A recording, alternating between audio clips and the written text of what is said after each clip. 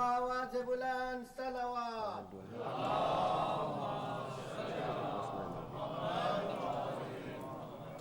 तू अपनी फिक्र में तरमीम कर न कर, तू अपनी फिक्र में तरमीम कर न कर, सुल्तान अक्लो इश्क को तस्लीम कर न कर, सुल्तान अक्लो इश्क को तस्लीम कर न कर। बचपन में जरा देख ले जोशे रसूल पे, फिर तू मेरे हुसैन की ताज़ीम कर।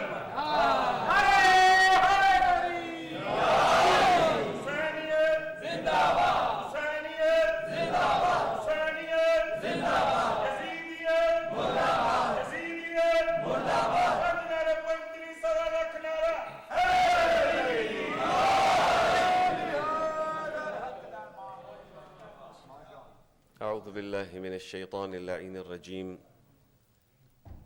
بسم الله الرحمن الرحيم. الحمد لله الذي لا يبلغ مدحته القائلون ولا يحصي نعماءه العادون ولا يؤدي حقه المجتهدون، الذي لا يدركه بعد الهمم ولا يناله غوص الفطن، الذي ليس لصفته حد محدود ولا نعت موجود ولا وقت معدود ولا أجل ممدود، فطر الخلائق بقدرته ونشر الرياح برحمته ووتد بالصخور ميدان أرضه، والصلاة والسلام على أشرف الأنبياء والمرسلين، حبيب قلوبنا وطبيب نفوسنا وشفيع ذنوبنا أبو القاسم محمد.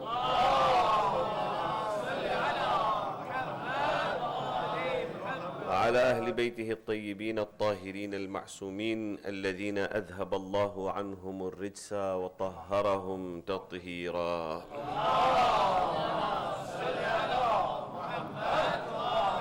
واللعنة الدائمة الباقية على أعدائهم ومبغضيهم وغاصب حقوقهم ومنكر فضائلهم ومناقبهم من أول يوم ظلمهم إلى لقاء يوم الدين. أما بعد، سلام عليكم جميعا ورحمة الله وبركاته. Once again, it is a pleasure and an honor to be here amongst you once again. And today in particular, I am so excited that there has been the session of poetry, which I am extremely interested in, and one of my favorite contemporary poets, Dr. Payam Azmi, may Allah subhanahu wa ta'ala grant him a long life. I got the opportunity to listen to him live. I quote him with his permission in most of my majalises, and I had intended to do so today without realizing that he was going to be here. May Allah subhanahu wa ta'ala grant him a long life, and we pray to Allah subhanahu wa ta'ala that he is able to produce more masterpieces for us to use, inshallah ta'ala, for future. Celebrating the occasion of the wiladat of our fourth Imam, Imam Zainul Abidin, salawatullahi wa salamu alayhi. An Imam who we call Zainul Abidin, the ornament of the worshippers. A man who was given a name by his father of Ali, and his brother was also known as Ali, and his younger brother was known also as Ali. When Marwan was told by Muawiyah in Medina to call upon the youths and give ata and stipend to the youths of Medina, one of them who was invited was Imam alayhi salatu wasalam. When he came to Marwan, Marwan asked him what was his name, and he said, "My name is Ali."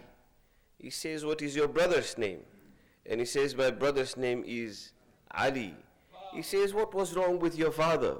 He called you Ali, and he called your brother Ali. Why everyone Ali?" Imam Zainul Abidin returned back home.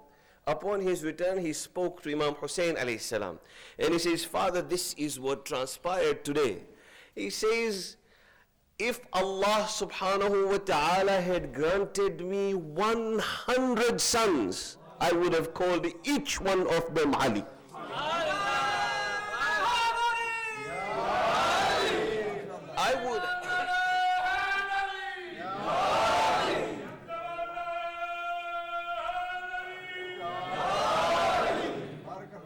would have mentioned, or I would have named each one of them Ali. Whether this is Ali Akbar, you will see there is Ali Akbar, there is Ali Awsat, there is Ali Asghar, all in Karbala. And Imam is praying for more of these Alis. If he had more sons, he would have called each one of them Ali. Muawiyah tried his utmost best to eliminate this name. He tried his utmost best to remove this name from the annals of history. He tried his utmost best. He paid people. He tried to change the course of history by changing the name of Ali. But Ali remains Ali even today. Ali will remain Ali until the day of Qiyamah. Because in his son today, Imam Zainul Abidin salawatullahi wa salamu alayh,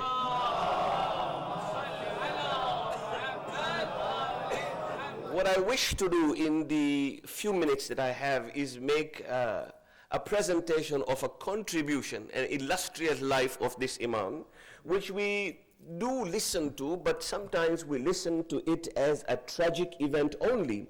And sometimes it is necessary for us to study the life of Imam alayhi salatu wasalam and see exactly what illustrious contribution and life he has had and what kind of a contribution he has made. To summarize everything in one sentence, had it not been for this Ali of Hussein, we would not have been sitting here today. Had it not been for the contribution of Zainul Abidin, you and I would not have existed in a manner that we have existed today. And what did he do is which I wish to speak about. But prior to that, let me share with you. There was an occasion in which I will bring this occasion towards the end. Imagine, and please listen to this from the perspective of a history, to be able to understand the contribution Imam has made. And then towards the end, I will conclude with this illustrious life of Imam alayhi salatu wasalam.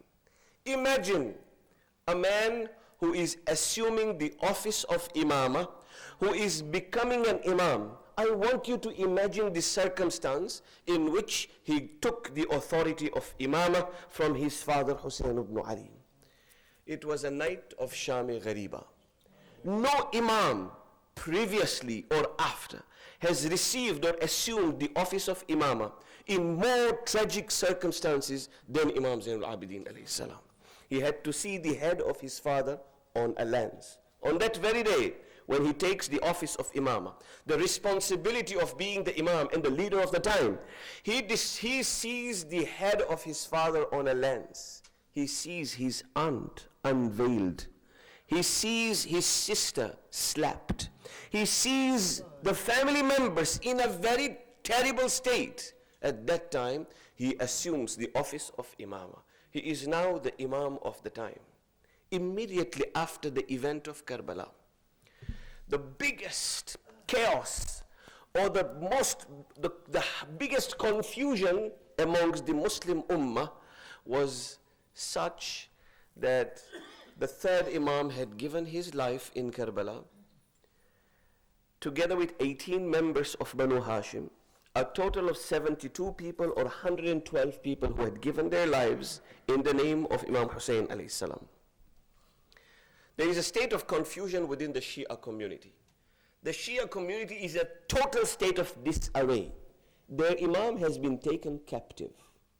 The one who was going to lead them has been taken captive. He is being moved from Karbala to Kufa, from Kufa to Sham, where he remains in the prison for a period of 1 year. And we say 1 year because there is a riwayah from Janab Zainab salawatullahi wa salamu alayha, who says we have seen the days of winter in the prison and we have also seen the days of summer, which gives us an indication that the period of 1 year Imam alayhi salatu wasalam was in the prison. During this time, the Shia community was totally in the state of confusion, and it has spread wide. There was hostility, there was fear even mentioning the name of Imam Hussein alayhi salam. So on one side, there was this fear of Yazid and the people who were appointed by Yazid to persecute these people. On the other hand, there was this love that they wanted to express towards Imam Hussein. On the other side, or the other aspect of this, was that there was confusion as to who the Imam was going to be, although there was a clear indication of who he was, but only amongst the people who were there at that time. So the people who were away from the event of Karbala, and the people who did not know what's transpired in Karbala, yet they were not aware of who the Imam was going to be. In Medina, there was a movement that started. That movement was known as the movement of Kaysaniya. Kaysaniya is a movement in which people started to accept Muhammad Hanafiya, the half-brother of Imam Hussein alayhi salatu wasalam, to be the Imam. So this was happening at the same time in Madinatul Munawwara, adding to the confusion of the Shia community. Imam, under all these circumstances, had three very major tasks.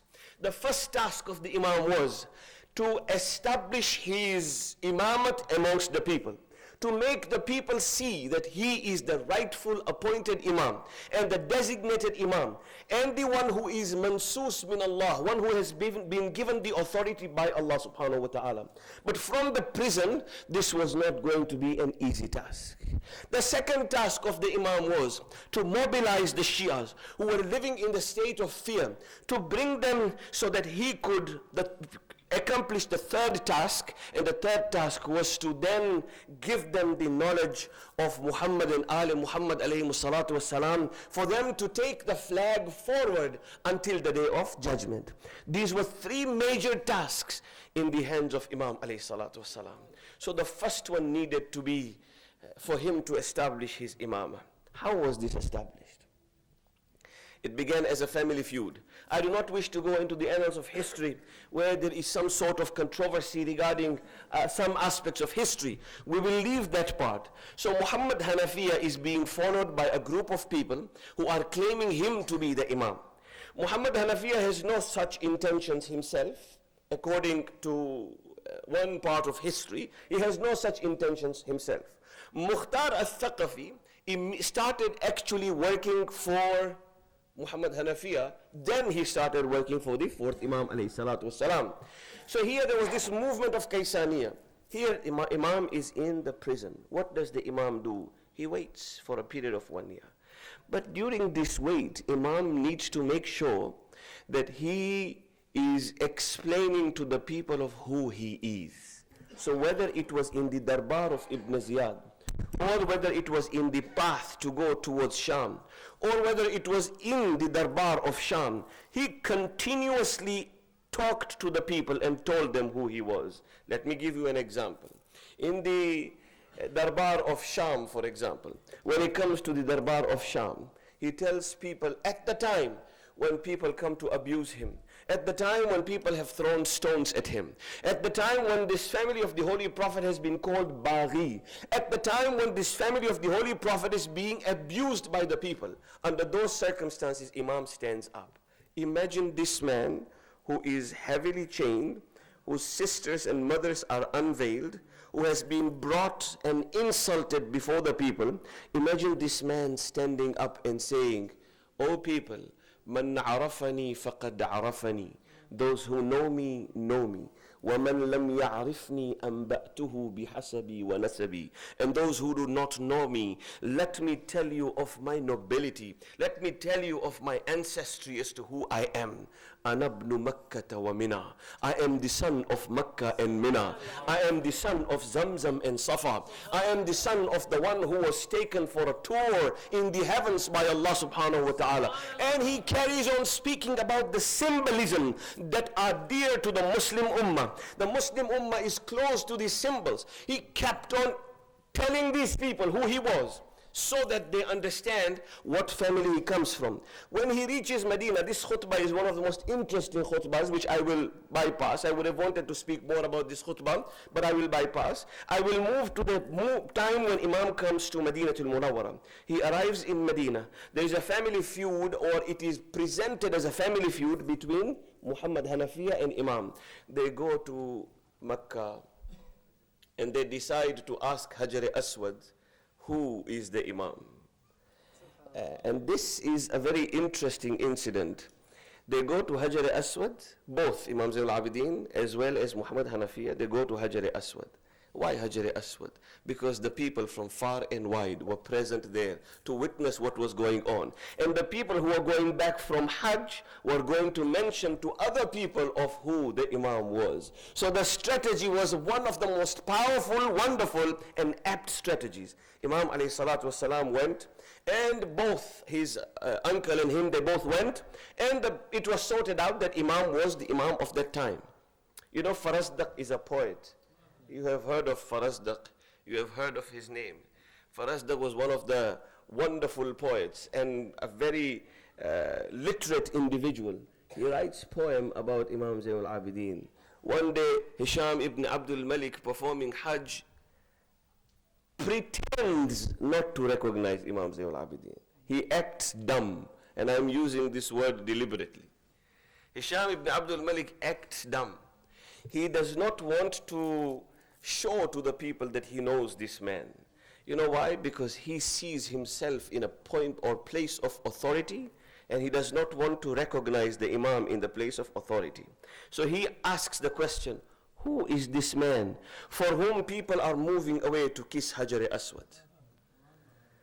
So Farazdaq is sitting there and says, do you want me to tell you who he is? He says, yes, tell me, tell me. So Farazdaq says these words. Please, I wish those people who know Arabic language will really take pleasure out of what Farazdaq says. He says, هَذَا الَّذِي تَعْرِفُ الْبَطْحَاءُ وَطَأَتَهُ. Let me tell you who this man is. This man is he whose footsteps are recognized by the entire city of Mecca. هذا الذي تعرف البطحاء وطأته والبيت يعرفه والحل والحرم. This house knows him. This surrounding knows him. The entire city of Mecca knows him. والبيت يعرفه والحل والحرم. هذا ابن خير عباد الله كلهم. He is the son of the most perfect man created by Allah subhanahu wa ta'ala. هذا ابن خير عباد الله كلهم. هذا التقي النقي الطاهر العلم. He is the purest of the pure. And then Farazdaq carries on, and he says to him, هذا ابن فاطمة إن كنت جاهله. You pretend not to know this man? Let me tell you who he is. This is the son of Fatima. هذا ابن فاطمة إن كنت جاهله بجده أنبياء الله قد ختموا. The seal of the Prophet was sealed by his grandfather Muhammad sallallahu alayhi wa alihi wa sallam.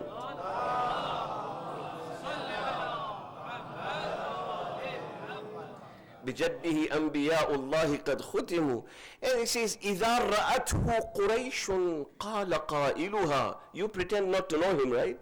But let me tell you, when the people of Quraysh see him, they say, إِلَى مَكَارِمِ هَذَا يَنْتَهِ الْكَرَمُ. All the akhlaq kiss the feet of this man. If you want to know what akhlaq actually means, and if you were to humanize and give a form to akhlaq, you will find them kissing the feet of this man. And then he says, وَلَيْسَ قَوْلُكَ مَنْ هَذَا بِضَائِرِهِ. Let me tell you, you can claim not to know this man, it doesn't matter. But the fact that you say, who is this man, does not harm this man or belittle his position at all, because Al-Arbu ta'arifu man ankarta wal-ajamu. Arab and non-Arabs know who you deny that you don't know this man.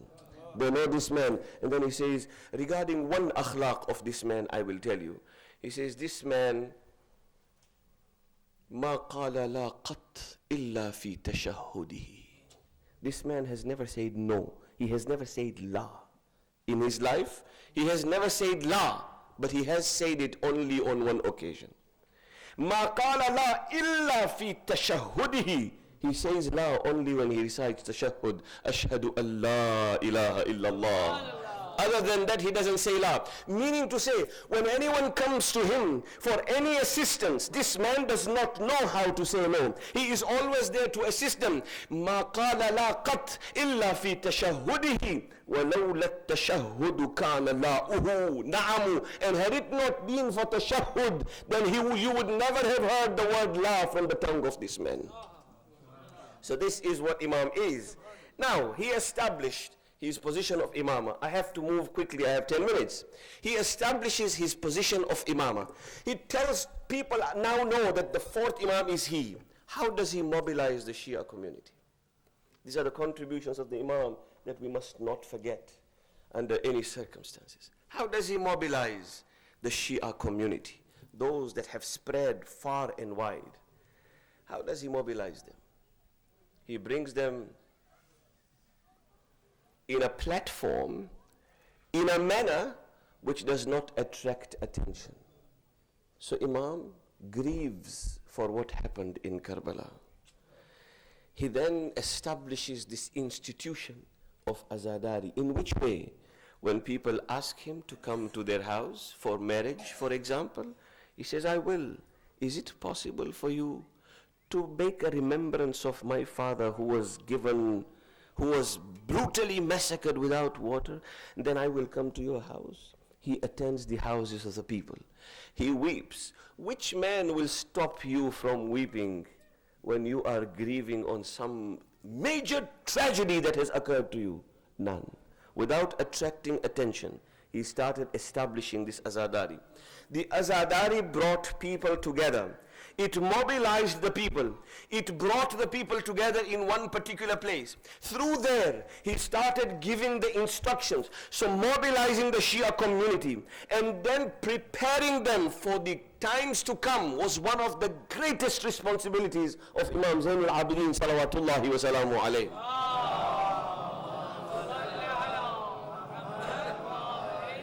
So he brought the Shia community together. Raza Sirsawi, I have mentioned to you before.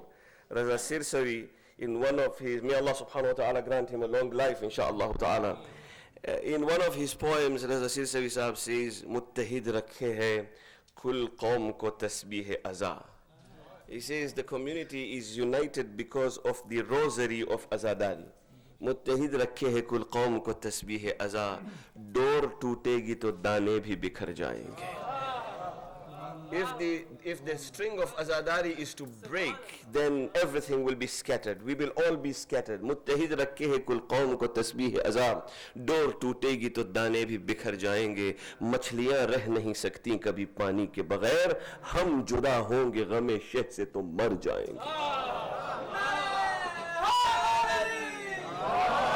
That contribution of the fourth Imam in mobilizing the Shia community through the institution of Azadari, in which he was doing no more than grieving for what had transpired as a tragedy in Karbala, none could have stopped him.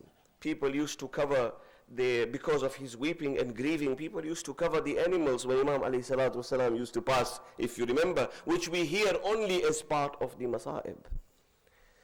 The third responsibility of the Imam, after mobilizing the Shia, there was more to speak about this, but I will leave it for some other time. The third responsibility and the major task of the Imam was to make sure that he now carries on imparting and giving the knowledge to the people that Imam Hussein alayhi salatu wasalam had given his life for. One, that his name should never die.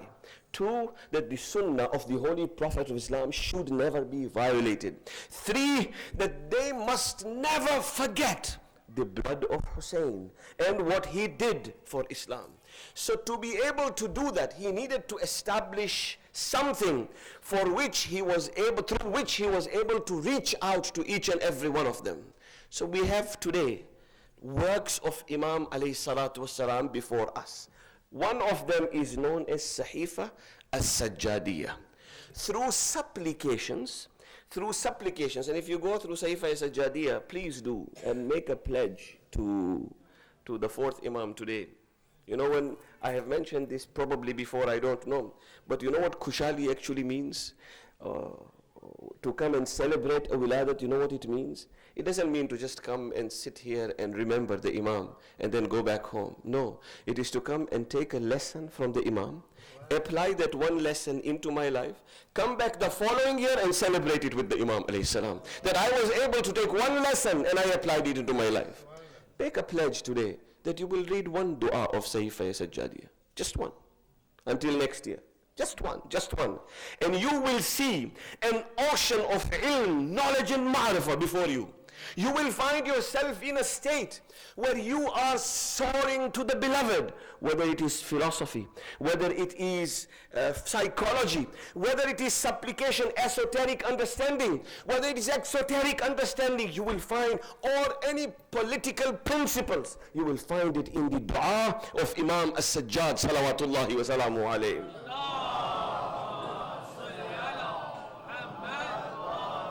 You will see that Imam alayhi salatu wasalam made sure that there are total of 56 du'as in Sahifa Sajjadiyah. Sahifa Sajjadiyah was not a book that was written by Imam. It was a book that was dictated by the Imam to two of his sons, Imam al-Baqir and Zayd al-Shahid.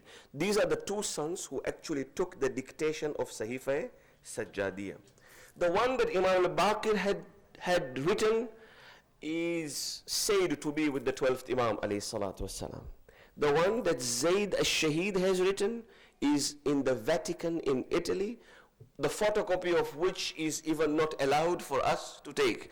And this is one of the greatest tragedies for us, that these resources of ours have been held by people who are other than those who admire Imam alayhi salatu wasalam or have admirations for them. In all cases, this is Sahifa Sajjadiyah, it was dictated.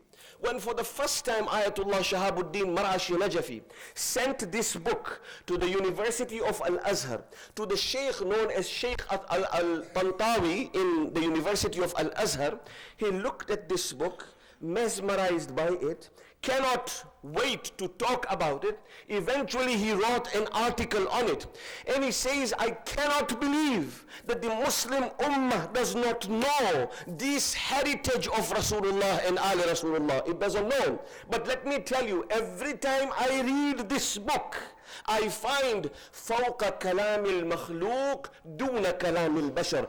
The statements in it are higher than human mind, but